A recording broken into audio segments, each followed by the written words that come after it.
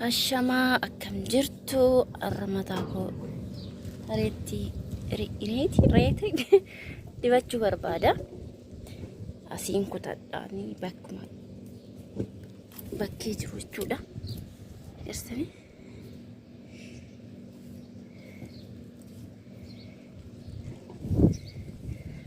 tokko jechuudha kan manaan qabaa tokkotti dabalachuu barbaade siin jedha.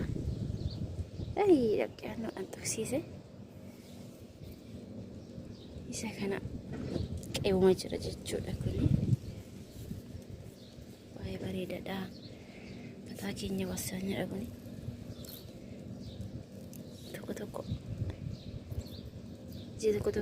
hiriyyaan tiyya sanaa fiddi baay'inaan jiru garuu tokkichuma kana jira na fayyadamaani. Tokkichi nagaa jechuudha. Sinin jedha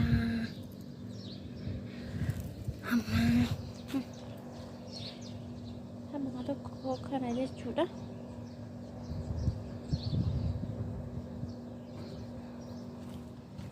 Akkasii bitanii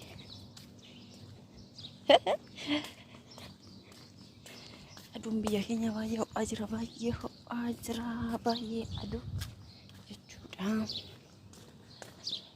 Isee kana nama haala gadi ba'uun hin danda'amu. Baay'ee ho'aa ho'i. Sinidha.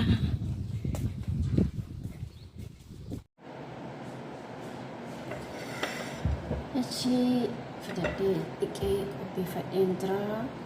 Isa kana anam nuftee fideedha. Inni kun immoo kan duraan mana jiru jechuudha. Sinin jedha avokaadoo wajjin fayyadama. Avokaadoo tokko wajjin isaan lamaan qofa jechuudha. Isaan lamaan qofa bicha walitti daakee taananii fayyadama. Kun duraan baddeenyaan tiyanaa fiddee raawwadhee bishaan keessa dhaabee bishaan keessa ture homaan taane torbee dhaabbate homaan taane jechuudha.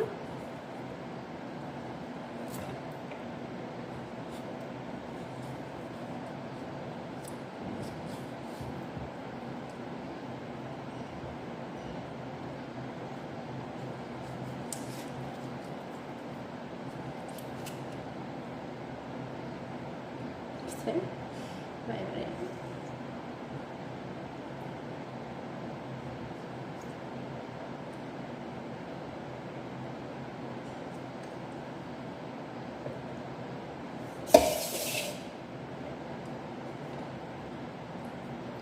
Mata kok dikacus lembar badifu akan dibadakan sebentar.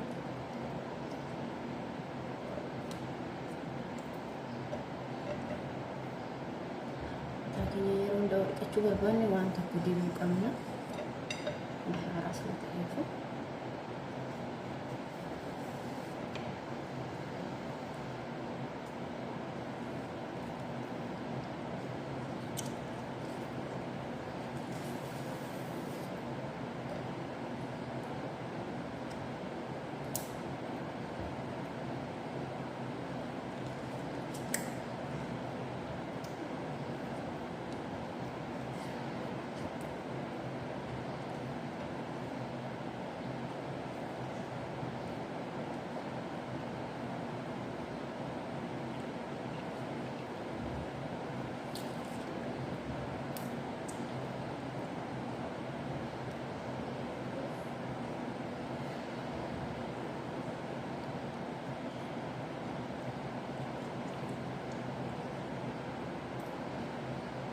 Kuni lamaan nagaha immoo kanas firiiji keessatti tursiise baraduu keessaa baasee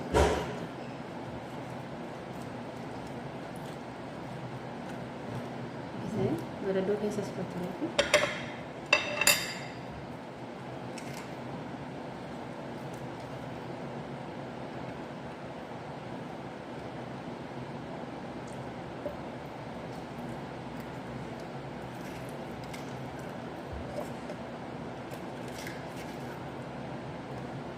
baay'ee bishaataadha.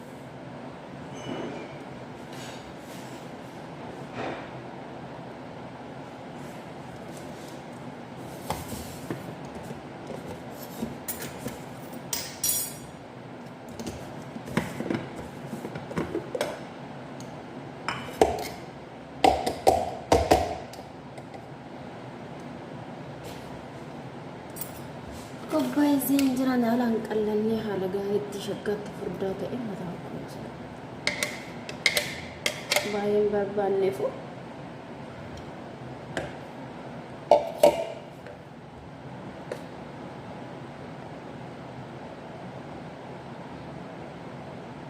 akkamii jira mana keessatti fissee jechuudha. Kana qopheeffadhee avokaadoo fi ulee beeraa bicha kanaan zayitii bichaadha. Zayituun itti dabala, zayitii weeraan itti dabala. Baay'ee miti xiqqoo ishee zayitiin qopheeffadhee tokko jira isinitti dabala jechuudha. Sizeen achiin jechuudha.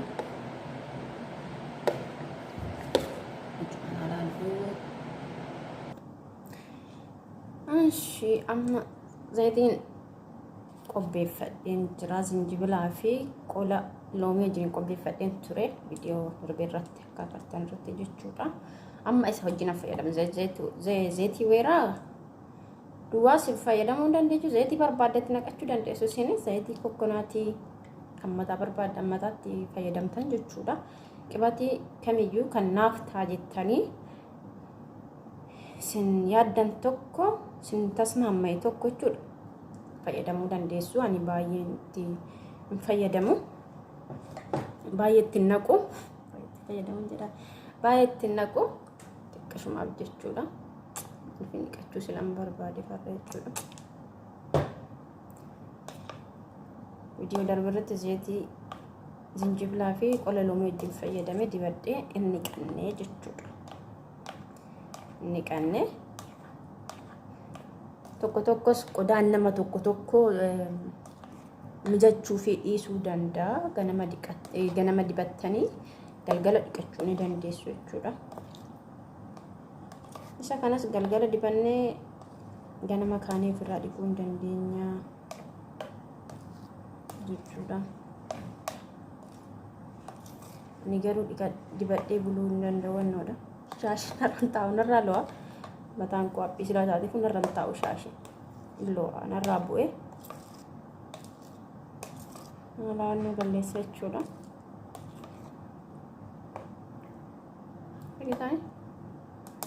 Akkanatti ergaan qopheeffadheen booda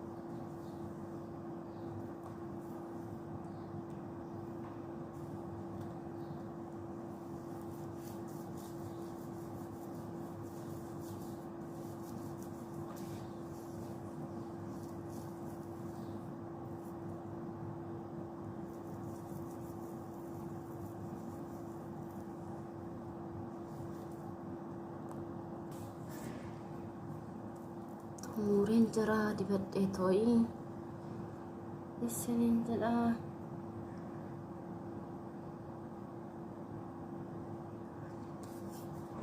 Qannee walitti deebinaa. Ishee dhiqadhee umuriin jira goggogee kadheen jira jechuudha.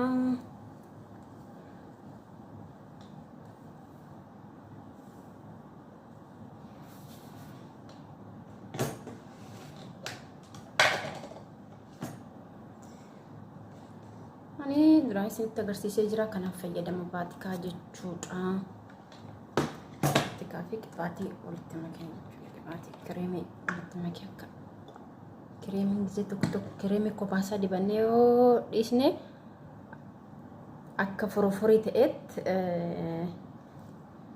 nurratti hafa jechuudha. In addaate keessa gogaa keenya kana keessa kireemii duwwaa dibe hin hafa, addaate hafa. Maaliif qibaatii wajjin hin qibaatii kana fayyadamaani isa wajjin waliin maknee yoo dibanne bareeda jechuudha.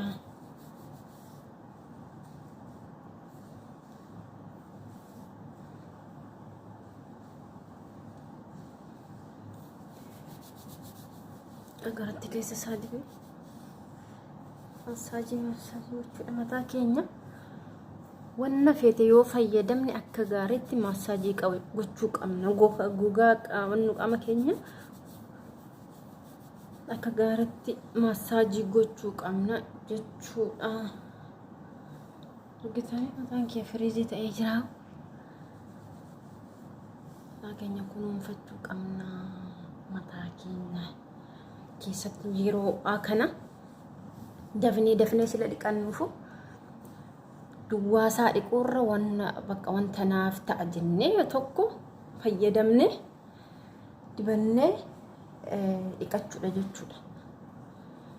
Yoo shaampoo si fayyada, shaampoo amma fakkeenyaaf ani shaampoo mataa kiyyaa jechuudha. Antini keessa godhee ta'a fayyadama. Shus maada mismaar qurunfudii jechuudha.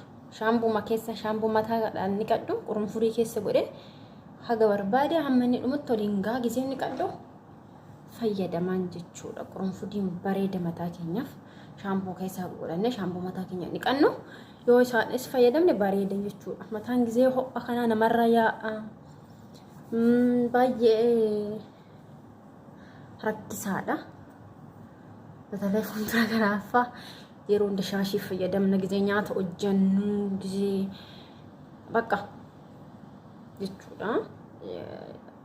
Gisee fakkeenyaaf kan gisee nyaata hojjedhu gisee tokko tokko shaashii fayyadama jechuudha. Shaashii gisee fayyadamu shaashiin suni dafqii mataa keenya muxuxxinirraa godha.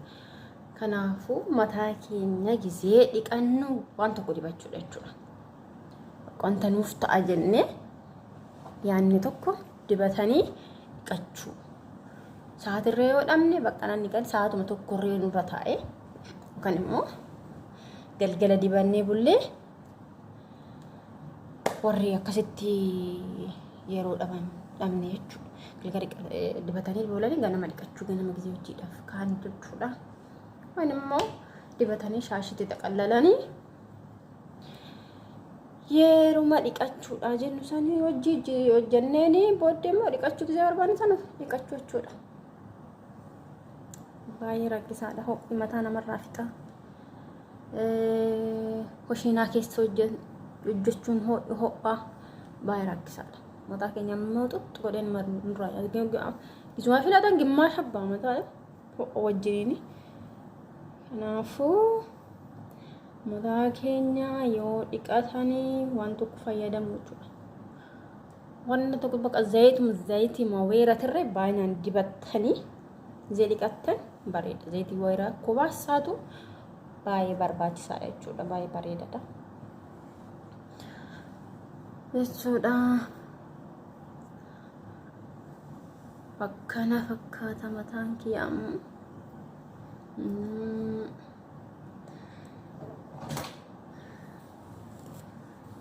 Tanamma manishimaa jechuudhaan yeroo hunda mataa kiyyaa akkana nishimaan yeroo bakkee lamatti maaliif mataan kiyyaa asiin narraa dhumaa sila jiruuf jechuudha. Asiin mataan kiyyaa baay'ee ol deemaa jira. Baay'ee bakka indooma manaadhe intini deebi'aa jiran dhaama. abbaa ol deemaa jira jechuudha. Bishaan hantas maammaanii bishaan ashabuudha. Ho'i gizee kana baay'ee ho'aa jira keessattuu. Ho'i ho'aa bishaan baay'ee bishaan biyya kana naan taane mataa kiyyaa baay'ee jechuudha. Sinin jedha.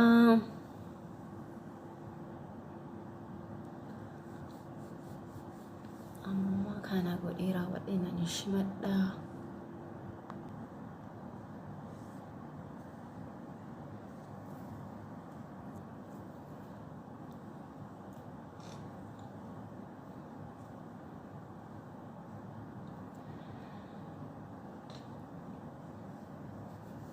Umuureen diraamataa koo viidiyoon kiyyaarraa kana fakkaata. Viidiyoon koo yoo isinitti tolee laayikii godhaa, sabskraayibii godhaa, koomantii na barreessaa na jajjabeessaa isiniin jedha. Isinan jaalladha. Horaa bulaa fayyaa ta'a.